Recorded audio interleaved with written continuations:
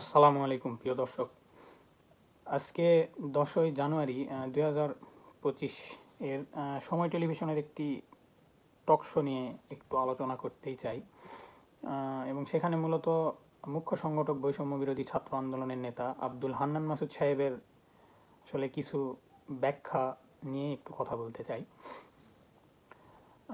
তো আমি তার সেই সময় টেলিভিশনের টক শোর ভিডিওর কিছু অংশ আমার ভিডিওর শেষে আপনাদের সামনে উপস্থাপন করব। আশা করছি ভিডিওটি শেষ পর্যন্ত ধৈর্য সহকারে শুনবেন এবং দেখবেন। তো আসুন তার সেখানে বলা কিছু কথা এবং তার হয়তোবা নিজস্ব ব্যাখ্যায় বলা যায়, তো সেটি নিয়ে একটু আলোচনা করি। তো সেখানে আরও হান্নান মাসুদ ছাড়া সেই টক শোতে আরও যারা উপস্থিত ছিলেন আমি সেটাও বলে রাখছি। সেখানে অধ্যাপক ডক্টর নুরুল আমিন, সাবেক চেয়ারম্যান রাষ্ট্রবিজ্ঞান বিভাগ, ঢাকা বিশ্ববিদ্যালয়, তিনি উপস্থিত ছিলেন। এছাড়াও আজিজুল বারী হেলাল, তথ্য বিষয়ক সম্পাদক, বাংলাদেশ জাতীয়তাবাদী দল বিএনপি, তিনারাও সেখানে উপস্থিত ছিলেন টক শোতে, এবং আব্দুল হান্নান মাসুদ সাহেব। তো সেখানে আসলে 1971 সালের আমাদের মহান মুক্তিযুদ্ধের পরে থেকে এখন পর্যন্ত যে রাজনৈতিক দলগুলো আমাদের বাংলাদেশকে নেতৃত্ব দিয়েছে, অর্থাৎ সরকারে যারা রাষ্ট্র ক্ষমতায় ছিল থেকে যারা বাংলাদেশকে নেতৃত্ব দিয়েছে, তাদের উদ্দেশ্যে তিনি আসলে কথাগুলো বলতে চেয়েছেন যে আসলে স্বাধীনতার পর থেকে এখন পর্যন্ত তারা বাংলাদেশকে কি দিয়েছে। তার কথা মতো যে কোনো কিছুই দেয়নি। তো তারই প্রেক্ষিতে তিনি সেখানে বলেছেন যে বাংলাদেশের পরে স্বাধীন হওয়া দেশগুলো অনেক উন্নত দেশ। বাংলাদেশের চেয়ে কম রিসোর্সের দেশগুলো অর্থনৈতিকভাবে 10 থেকে 12 গুণ উন্নত। বাংলাদেশের কেন এই অবস্থা? আর তিনি আসলে হান্নান মাসুদ সাহেবের এই কথা শুনে আমার নিজের কাছেই মনে হয়েছিল যে আমরা হয়তো বা দুর্ভিক্ষে জর্জরিত আফ্রিকার কোনো দেশ এরকম আমার কাছে মনে হয়েছে। তো আমি আপনাদেরকে একটি ইনফরমেশান দিয়ে রাখি। 2024 সালের 11ই অক্টোবর IMF-এর প্রতিবেদন অনুযায়ী 2024 সালে বিশ্বের 35তম অর্থনীতির দেশ বাংলাদেশ, এবং গ্লোবাল পাওয়ার ইন্ডেক্সের তথ্য অনুযায়ী 2024 সালে বিশ্বের সামরিক শক্তির দিক থেকে বাংলাদেশের অবস্থান 37তম। তা আসুন তিনি যে বলেছে যে আমাদের বাংলাদেশের পরে স্বাধীন হওয়া দেশগুলো 10 থেকে 12 গুণ উন্নত, তো আমি আমাদের বাংলাদেশের পরে স্বাধীন হওয়া এরকম কয়েকটি দেশের একটু ইনফরমেশান আপনাদেরকে দিই। আমি আমার ব্যক্তিগতভাবে স্বল্প জ্ঞান থেকে রিসার্চ করে যে একটু জানতে পেরেছি। আশা করছি আমার দর্শক যারা আছেন আপনারাও একটু রিসার্চ করবেন। যদি কেউ এরকম পান যে আমাদের বাংলাদেশের পরে স্বাধীন হয়ে 10 থেকে 12 গুণ উন্নত হয়ে গিয়েছে, তো অবশ্যই আশা করছি আমাকেও জানাবেন। তো মোজাম্বিক 25শে জুন 1975 পর্তুগালের কাছ থেকে স্বাধীনতা লাভ করে, এবং সেখানে বাংলাদেশের দূতাবাস নাই। এরপর আরেকটি দেশ হচ্ছে নামিবিয়া, 21শে মার্চ 1990 সালে সাউথ আফ্রিকার কাছ থেকে স্বাধীনতা লাভ করে। তারপর আরেকটি অ্যান্ডোরা 14ই মার্চ 1993 ফ্রান্স এবং স্পেনের কাছ থেকে স্বাধীনতা লাভ করে। আরও একটি দেশ রয়েছে অ্যাঙ্গোলা, 11ই নভেম্বর 1975 পর্তুগালের কাছ থেকে স্বাধীনতা লাভ করে, এবং বিশ্বের জিডিপি র্যাঙ্ক অনুযায়ী এই দেশের জিডিপি হচ্ছে 66তম। অ্যান্টিগুয়া ও বারবুডা 1 নভেম্বর 1981 যুক্তরাজ্যর কাছ থেকে স্বাধীনতা লাভ করে, এবং এই দেশটির আয়তন 442 কিমি এবং জনসংখ্যা 86,632 জন। এরপর আরেকটি দেশ রয়েছে আর্মেনিয়া, 21শে সেপ্টেম্বর 1991 সোভিয়েত ইউনিয়নের কাছ থেকে স্বাধীনতা লাভ করে। এই দেশটির জনসংখ্যা 2011 আদমশুমারি অনুযায়ী 30,18,854 জন এবং আয়তন 29,800 বর্গ কিলোমিটার। তো এছাড়াও আরও অনেক দেশ রয়েছে যারা আমাদের বাংলাদেশের পরে স্বাধীন হয়েছে। তো আসলে আমি তেমন হান্নান সাহেবের কথা অনুযায়ী তেমন কোনো দেশই পাইনি যারা আমাদের বাংলাদেশের চাইতেও 10 থেকে 12 গুণ উন্নত হয়ে গিয়েছে। আচ্ছা, তো আসলে উনি কোন প্রেক্ষাপট থেকে বলেছে এবং এইসব ইনফরমেশান আসলে টক শোতে দিলে যদি উনি দু একটা উদাহরণ সহ দিতেন তাহলে এটা খুব ভালো হতো। তো যাই হোক, এরপরে তিনি বলছেন 1974 সালের দুর্ভিক্ষে দুর্নীতির কারণে আমার পূর্বপুরুষরা না খেয়ে মারা গেছে, হাজার হাজার জন রাস্তায় লাশ পড়েছিল, যাদের কারণে 1974 সালের দুর্ভিক্ষ হয়েছে তাদের বিচার হয়নি। হ্যাঁ, 1974 সালের দুর্ভিক্ষ কী কারণে হয়েছে, কেন হয়েছে, সেসব ইতিহাস এখনও পর্যন্ত রয়েছে, ভবিষ্যতেও থাকবে। এবং হ্যাঁ, হয়তো তাদের বিচার হয়নি। সেই সময় হচ্ছে বাংলাদেশের যে প্রেসিডেন্ট ছিলেন বঙ্গবন্ধু শেখ মুজিবুর রহমান, তিনি কোথা থেকে ত্রাণ নিয়ে এসেছেন, চাল নিয়ে এসেছেন, এবং তখন সাইলোর দায়িত্বে কারা ছিল, কোথায় দেওয়ার কথা, কোথায় দেওয়ার দরকার ছিল, এবং কোথায় সেই ত্রাণের পণ্যগুলো গিয়েছে, এবং পরবর্তীতে তারাও কি কি পেয়েছে, কে কোথায় মন্ত্রী হয়েছে, সব কিছুই আসলে জনগণ জানে। এসব মনে হয় না বলার দরকার আছে। তবে উনি 74 সালের যে দুর্ভিক্ষের কথাটা যেভাবে বললেন, যে ওনার পূর্বপুরুষরা না খেয়ে মারা গেছে, অবশ্যই 74 সালে যারা মারা গিয়েছে দুর্ভিক্ষের কারণে, তাদের জন্য অবশ্যই আমাদের সহমর্মিতা রয়েছে। এটা আসলে কাম্য নয়। তবে এই দুর্ভিক্ষের কথাটা তিনি যেরকমভাবে স্মরণ করেছেন, আসলে এই 5-6 মাসে 5ই আগস্টের পরে আমাদের 1971 সালের মহান মুক্তিযুদ্ধে যত শহীদ হয়েছেন, যত মা বোন ইজ্জত হারিয়েছেন, তাদেরকে সেইভাবে স্মরণ করতে দেখিনি তাদেরকে আমরা। তো যাই হোক, এরপরে তিনি আরেকটি বলছেন যে আওয়ামী লীগ দেশ স্বাধীনের পর রক্ষী বাহিনী দিয়ে গণহত্যা চালিয়েছে, দেশে দুর্ভিক্ষ এনেছে, সেই আওয়ামী লীগকে শুধুমাত্র রাজনৈতিক দল কোঠায় 1981 সাল আবারও রাজনীতিতে পুনর্বাসিত করা হয়েছে। আসলে আমি বলতে চাই যে সব কিছুই মানলাম, আওয়ামী লীগকে কোঠায় পুনর্বাসিত করা হয়েছে, সব ঠিক আছে।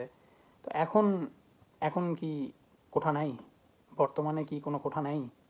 এই বিষয়গুলো যদি একটু নিজেরা চিন্তা ভাবনা করে কথা বলতেন, তাহলে হয়তো আরও ভালো হতো। আর এখানে বলা হচ্ছে রক্ষী বাহিনী দিয়ে গণহত্যা চালিয়েছে। আসলে হান্নান সাহেব হয়তো বা ইতিহাস ভালো করে পড়েননি, অথবা ইতিহাস জানেন কিন্তু মিস ইনফরমেশান দিচ্ছেন ইচ্ছাকৃতভাবে।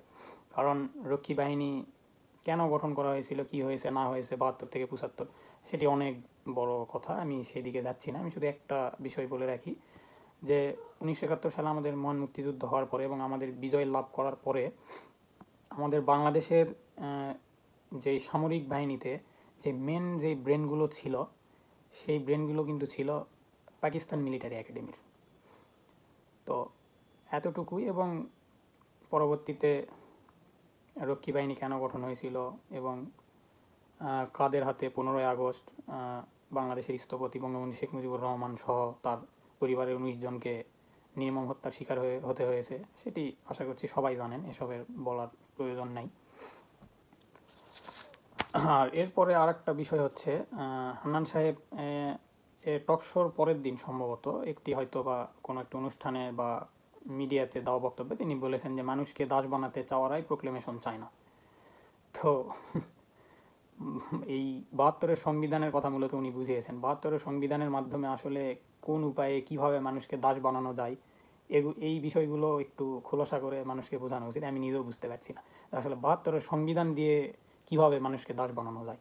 আসলে নিজে মন থেকে সততা, ন্যায়নিষ্ঠা নিয়ে কাজ করলে আসলে সংবিধান, মানে সংবিধান কি, সংবিধান দিয়ে মানুষকে কীভাবে দাস বানানো যায়, আমার তো বুঝে আসে না। তো আসলে উনি কী বলেছেন এবং ওনারাই এমন কী প্রোক্লেমেশন নিয়ে আসছেন, বা সংবিধান 72-এর সংবিধানের কবর দিয়ে এমন কী নতুন সংবিধান ওনারা তৈরি করবেন যেটা একবারে মানুষকে একবারে নতুন স্বপ্ন দেখাবে, তেমন তো কোনো কিছু এখনও পর্যন্ত ওনারা করতে পারেননি।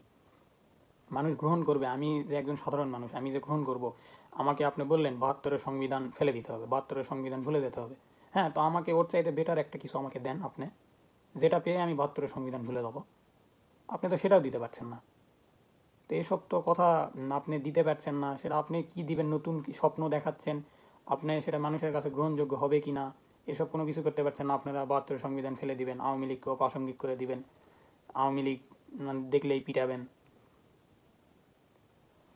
তো যাই হোক, আসলে এসব বাদ দিয়ে মানুষ এখন, মানুষের পেটে খাবার নেই, আমরা সাধারণ মানুষ, আমরা কষ্টে আছি। এই যে 100টা পণ্যের ভ্যাট ট্যাক্স সব কিছু বাড়াই দিছে সরকার, কই আপনাদেরকে তো কখনো দেখলাম না এসব নিয়ে এত বড় বড় হুঙ্কার দিতে। আপনারা সব বিষয়ে সব কিছু নিয়ে হুঙ্কার দেন, 72-এর সংবিধান কবর দিয়ে দিবেন, সব কিছুই ঠিক আছে। আবার বৈষম্য বিরোধী ছাত্র আন্দোলনের আরেকজন নেতা হাসনাত আবদুল্লাহ দেখলাম যে আওয়ামী লীগের কি পক্ষে যেসব কলম, সাংবাদিকরা যেসব কলম লিখবেন সেসব কলম ভেঙে ফেলবেন। মানে এত তো আপনারা, এই সরকার মানুষের জনগণের যে আকাঙ্ক্ষা, আমাদের আজকে পেটে খাবার নেই, আমরা সাধারণ মানুষ, আমরা সংসার চালাতে হিমশিম খাচ্ছি, আপনারা এইসব নিয়ে তো কথা বলেন না।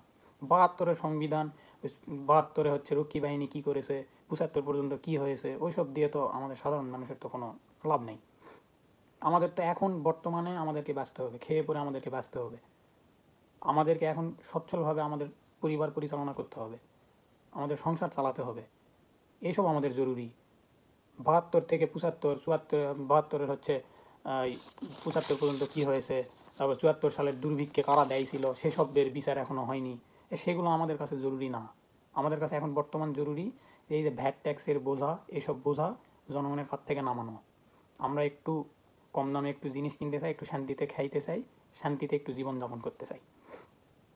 এই 24 সালে যারা আন্দোলনে গিয়েছে, জুলাই আগস্টে আন্দোলনে গিয়ে যারা ক্ষতিগ্রস্ত হয়েছে, আপনারা তো এই 5-6 মাসে তাদেরকেই ঠিকমতো পুনর্বাসন করতে পারেননি।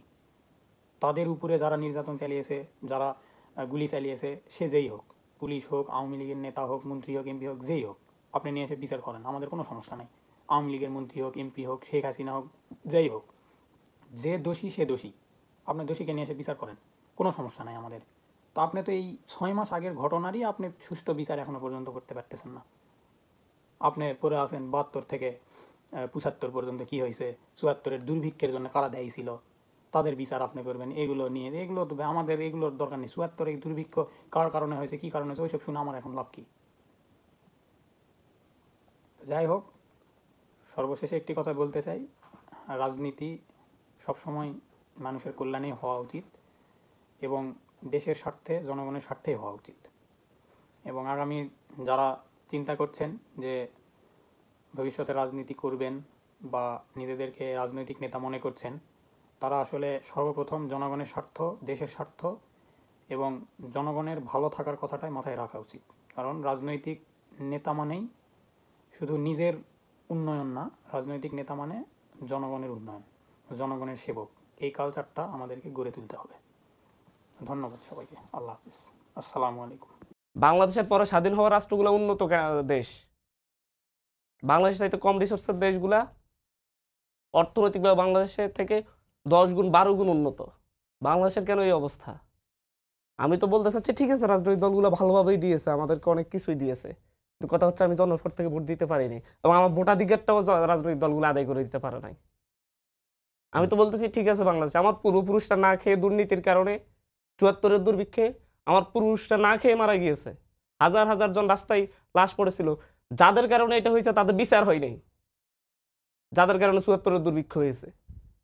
আমার পূর্বপুরুষরা 90-এ রক্ত দিয়েছে, রক্ত দিয়ে বাংলাদেশকে স্বৈরাচার মুক্ত করেছে।